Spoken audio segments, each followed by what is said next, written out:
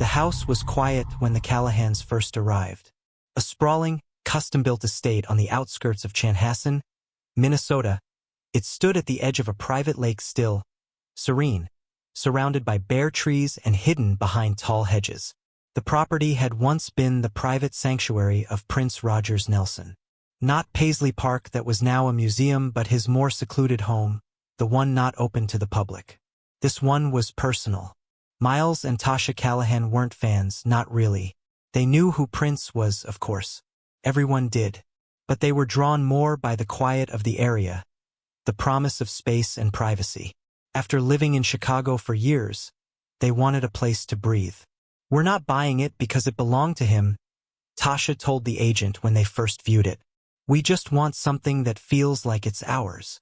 But as soon as they stepped inside, something resisted. It was hard to explain. The house had been vacant for almost a decade, yet it didn't feel abandoned. It was clean. The electricity worked. The floors were free of dust, and the faintest smell of lavender clung to the walls. It was like someone had just left a moment ago. The first oddity was the music. On their second night, they were lying in bed when they heard it soft at first, like a whisper. A high, echoing falsetto drifting through the floor vents. Miles got up, thinking maybe one of the Bluetooth speakers had synced to his phone. He checked them all. Nothing was connected. Still, the melody continued, haunting and beautiful. Tasha sat up. "Is that him?" she whispered. Miles didn't answer, but the notes were unmistakable.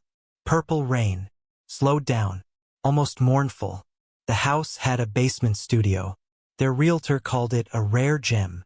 It was soundproof, lined with egg crate foam and velvet panels. At first, they thought it would make a great theater room. But every time they went down there, it felt wrong. Heavy. Miles complained about pressure in his chest. Tasha developed a headache the moment her foot hit the last step. "I think we should just close it off," she finally said. "Let it be what it was." The room contained old cables, a broken keyboard, and strangely, a single red high heel on top of a stool in the center. It was dusty, untouched. The air around it always felt colder than the rest of the room. One night, around 3:17 a.m., the studio light flicked on by itself. Miles checked the security system. No breach, no movement outside. But the interior camera captured something he couldn't explain. A flicker of movement, a long shadow crossing the far wall. And then the soft hum of a guitar, clear, amplified, as if someone were warming up for a private show. The studio door had been locked. In what used to be the master dressing room was a floor-to-ceiling mirror framed in silver, etched with Paisley designs. Tasha started avoiding it. "It doesn't reflect right," she said. Miles laughed at first. Then one morning, while brushing his teeth in the adjacent bathroom, he saw her reflection pass behind him, except she wasn't there. She was still in bed. He told himself it was stress, light, imagination, until the day Tasha came running upstairs, pale and shaking. "The mirror," she gasped. "It smiled at me." "You mean your reflection smiled?" "No, it smiled. I wasn't smiling, but it did." They covered it with a white sheet. It stayed that way until the sheet came down on its own one night. Boxes began to move. Drawers opened in the middle of the night. The Alexa in the kitchen would whisper lyrics they hadn't requested.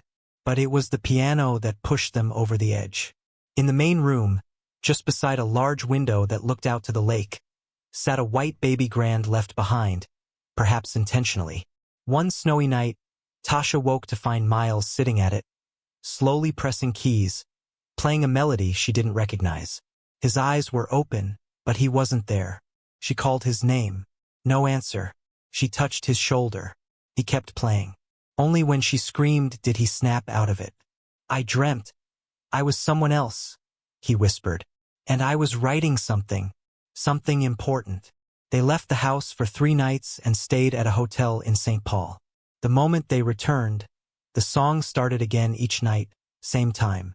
They recorded it once and sent it to a local music historian, who told them it sounded eerily close to a rumored unreleased Prince track known as Glass Garden, a song that officially didn't exist. In the final weeks, something began appearing outside their window. A figure, small-framed, hair in curls, dressed in something shimmering and black, would stand at the edge of the frozen lake, just standing, watching the house. Sometimes it was only there for a moment. Other times it stayed until dawn. When Miles tried to approach it one night with a flashlight, he slipped and fell just before the lake's edge. By the time he looked up, it was gone. They called a priest, a local spiritualist, even a former roadie who claimed to have worked with Prince in the 90s. No one could help. "Some souls don't want peace," the roadie said, standing in the velvet-paneled studio. "They want privacy." You moved into his sacred space. You're not haunted. You're trespassing. 2 days later, the Callahans moved out. The house sits empty again now. Still clean. Still silent. Still playing faint music some nights, if you walk by close enough. Locals say the lake's edge sometimes glows purple in winter. No one lives there long. And no one covers the mirror anymore. Don't forget to subscribe and like if you liked this story. By the end of November, a fresh layer of snow had buried the garden that Tasha had tried, briefly, to grow that summer. Delicate vines she had hoped would bring a touch of color to the slate-gray patio now lay dead beneath a thick, untouched blanket. The lake had begun to freeze in slow, jagged rings, like veins under glass, and the skeletal trees loomed taller in the brittle morning light. The property had grown still, but not in a peaceful way, more like the way a sleeping animal lies still, with one eye always open. Tasha would stand at the window with a cup of lukewarm tea that she never finished, looking out at that frozen lake. She had stopped mentioning the figure by the water. She never saw it again. But every time the wind picked up and the frost curled down the window's edges, she would tense, as if waiting for someone to reappear. Inside the house, there were new sounds. They weren't music anymore. Not really. They were gestures. That was the only way Tasha could describe them. A sigh against the piano wire. A subtle brush of silk moving past a hallway corner. A boot heel softly tapping once on the upstairs floor, never twice. Never a walk. Just once, as if someone were keeping time, waiting for the cue. The house, she realized, was performing something. A ritual or a rehearsal for no audience. Over and over again. Miles had grown quieter. He stopped shaving. He stopped checking his emails. He said the house made time feel elastic. "Like there's no hour," he mumbled once, as he stared at the fireplace. "Only mood." They had stopped using the master bedroom and moved into a smaller guest room on the north side of the house, the only one without mirrors. But one evening, as the cold pressed harder through the windows and the wind dragged dry branches across the glass like brittle fingernails, Miles wandered. He opened a closet door in what had once been Prince's dressing room, the same room where the mirror stood under its white veil, though the veil no longer stayed up. The mirror had begun to reject it. The sheet would slide down in the middle of the night, even if it was pinned, even if they duct-taped it. The mirror wanted to be seen. But the closet, strangely, had never been explored. Tasha had always assumed it was empty. Miles stood inside it for almost an hour. It was larger than it should have been, too large. The far end was shrouded in shadow, even with the hallway light spilling in. The smell in there was unlike the rest of the house. Warm, spicy, and strangely floral, like crushed violets and candle wax. And inside, against the back wall, was a mannequin dressed in an old, shimmering black coat. The collar was high, the cuffs were wide. A symbol was embroidered into the lapel. But what stopped Miles was the pair of dark eyes behind him, watching from the mirror inside the closet door. His own reflection wasn't moving. He was frozen in place. But the coat on the mannequin had begun to sway gently, as if stirred by a breeze only it could feel. And behind him, in the reflection, stood a second version of himself, taller, thinner, dressed in the same coat. Smiling, Tasha had started journaling again. She said she needed to anchor herself. She had been writing in long, careful loops, trying to reestablish her grip on time, memory, identity. But the strangest entry she ever made was one she didn't remember writing. She found it one morning, pages deep, buried between a dated note about a grocery run and a reminder to call her sister. Simply read, "You can never really leave when the track isn't finished. He's still here waiting for the right sound. Every house has echoes. This one has loops." The pen stroke was shaky, rushed. She didn't recognize the handwriting. It was signed with a single symbol. Not a name, just a kind of spiritual graffiti. Tasha brought the journal down to the studio. She hadn't entered it in weeks, but something compelled her. Maybe it was the cold that seemed to come from beneath the floorboards, or the faint metronome tick-tick-tick that sometimes whispered through the air vents. When she stepped into the room, the light was already on. The red heel was gone. In its place, on the stool, sat a cassette tape labeled, "Take 8 Keep Ending?" She picked it up with shaking fingers. It was warm to the touch. The console had no power source. They had unplugged it weeks ago, but the moment she set the tape near it, the machine came to life. A slow hum, lights flickering on one by one. Tasha stood there, breathless, as the speakers exhaled a soft chord. It was mournful, minor, but achingly beautiful. A deep synth followed, pulsing like a heartbeat. Then a whisper of falsetto. "You came too early, but I wasn't done." She stepped back. The sound looped, and the studio door slowly clicked shut behind her. By the third winter month, the house had begun to develop its own schedule. Lights would come on at 2:06 a.m., always the hallway near the dressing room. The heater would shut off at 3:13 a.m. sharp. The mirror would shed its cover at 4 a.m., and at 4:02, the front door would unlock itself and remain open by exactly half an inch.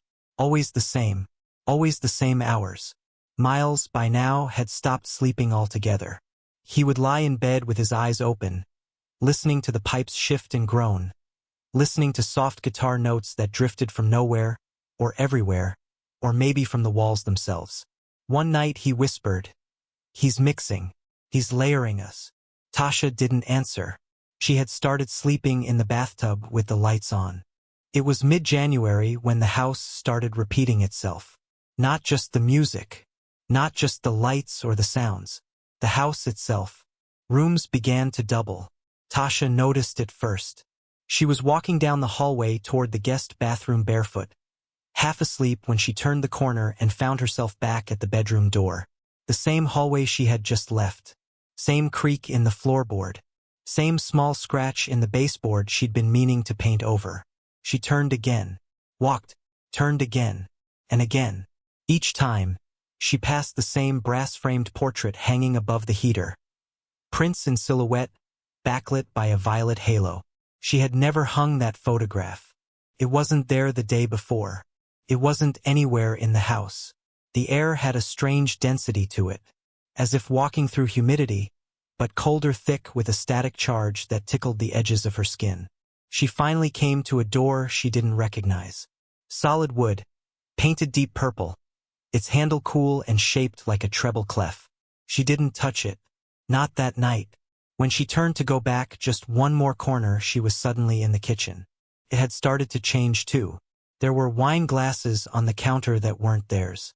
A single white candle burning in a cut glass holder they had packed away in October. A set list scribbled on a napkin next to the sink, glass garden fade. Without strings, joy in disguise, untitled, mirror. She backed away slowly, breathing through her nose, holding her hands out like she was inside a museum exhibit she didn't belong in.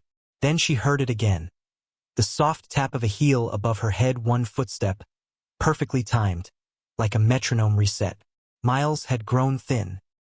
His cheeks hollowed in, and the skin under his eyes took on a waxy yellow tone, like candle smoke that never fully cleared. He stopped showering. He said the water felt different now, said it had memory.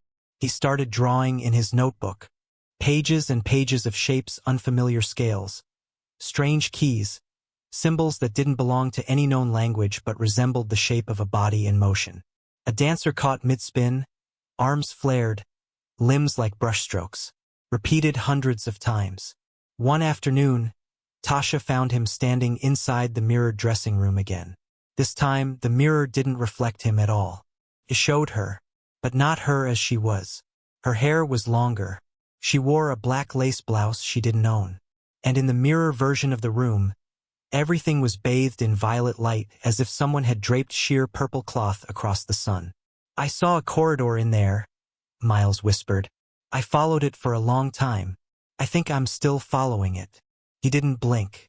Tasha slowly backed away. The mirror held her reflection for a moment longer than it should have. There was an old vinyl record player in the garage they'd never plugged in. One morning it was spinning. Not loudly. Just enough for the stylus to scrape at the groove, endlessly. Tasha lifted the needle. Nothing was on the platter. But something still played. A low beat, layered, building, and over it that voice again. Not singing, just speaking. Nothing ever ends if it's never released. The echo becomes the song. She fled the garage, tripping over an extension cord she didn't remember laying out. Her knees scraped against the cement. She heard the door close behind her, not slam, not creak, just the softest of closes. Like a studio engineer pulling it gently shut during a live take. It rained one night out of season. Minnesota was locked in a brutal freeze, but the clouds broke open above the house alone. Miles stood at the kitchen window, arms slack, eyes glossy, watching as cold drops pattered against the pane in slow rhythm. Every drop struck a note, a scale, a message. Tasha woke to find him kneeling in the backyard in his slippers. Arms lifted, face tilted toward the sky. His lips moved, but no sound came. She shouted for him, ran barefoot through the frost, grabbed his arm. His skin was hot to the touch, steaming against the icy air. He turned to her and said, "He's not angry. He's incomplete." Then he passed out. Days later, on the old piano near the window, a sheet of music appeared. Just one page. Handwritten. Treble clef, strange time signature. Notes scribbled frantically across the staff, but not messy, purposeful, urgent. Above the bars, in small script, bridge before exit, they hadn't played the piano in weeks. Miles didn't remember writing it. Neither did Tasha. That night, the house fell completely silent. No music, no creaks, no mirror movements, no footsteps overhead. Just stillness. A silence so thick it roared in their ears. And then came the whisper, not from inside the house, but from inside Tasha's own throat. "Layered us until there's nothing left but harmony." She hadn't meant to say it. Her mouth had moved on its own. And for a moment, she swore she saw light, soft purple light emerging from the cracks between the floorboards, pulsing in time with her breath. Like something beneath the house was starting to wake. Or worse, starting to play. The snow melted earlier than expected that year. It wasn't a thaw. It was a sudden reversal, as though winter had skipped a beat in its rhythm and left the house behind, unmoored. The air grew damp and heavy. The earth outside squelched underfoot as if something underneath had started breathing again, slow and wet, each exhale warming the ground 1 degree at a time. Inside, the house had gone almost completely silent. No chords, no whispers, no hallway footsteps, just the dense hum of expectation. Miles hadn't spoken in days. He moved through the rooms like a sleepwalker. Sometimes he'd stand in the middle of the living room with his hands lifted slightly away from his sides, as though balancing on an invisible stage. His eyes followed things Tasha couldn't see. He smiled at the corners of the room where the light bent strangely. And at night he mumbled rhythm. Always rhythm. Tick, pause, tap, silence. Tick, tick, rest, tap. Tasha began to keep a small notepad in her pocket, scribbling what she could. Anything that anchored her. Dates, times, the smell of the curtains, the way the light shifted at 2:06 a.m. But eventually even her handwriting began to change. The lines slanted, letters elongated. She didn't remember writing most of it. The final page said, "Track 9 acceptance. The echo is part of the voice. The house is part of the song." It was under the studio, a panel in the hardwood floor that neither of them remembered seeing. It hadn't been there when they moved in. It wasn't there last week. But on that final night, Tasha found it. She stepped into the studio to unplug the reel-to-reel, which had started running on its own again. But before she could reach it, the panel creaked open. Not violently, gently, like a host welcoming a guest to an after-party. The air that rose from it was warm and slightly sweet, like crushed velvet soaked in incense and wood polish. Miles appeared in the doorway behind her. "He wants us to hear the rest," he said.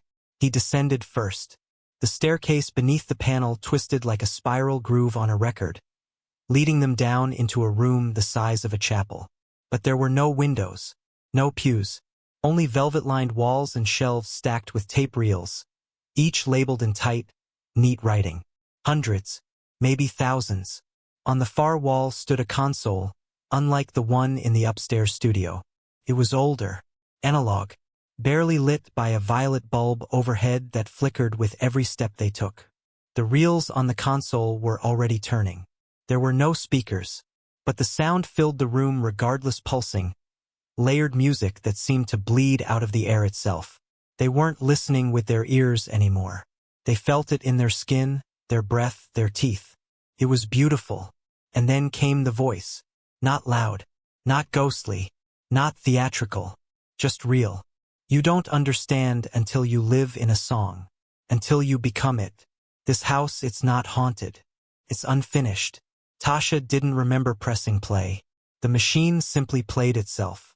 Images flooded the room, not on screens, but in the flicker of lights against the velvet walls. Moments, real ones. A pair of white gloves on a mixing board. A single red rose left on a keyboard. A laugh behind a closed door. Rain falling on high heels left by the garden steps. All of it looping, layering, remixing. The house was a track, a living one, and she and Miles were now part of the arrangement.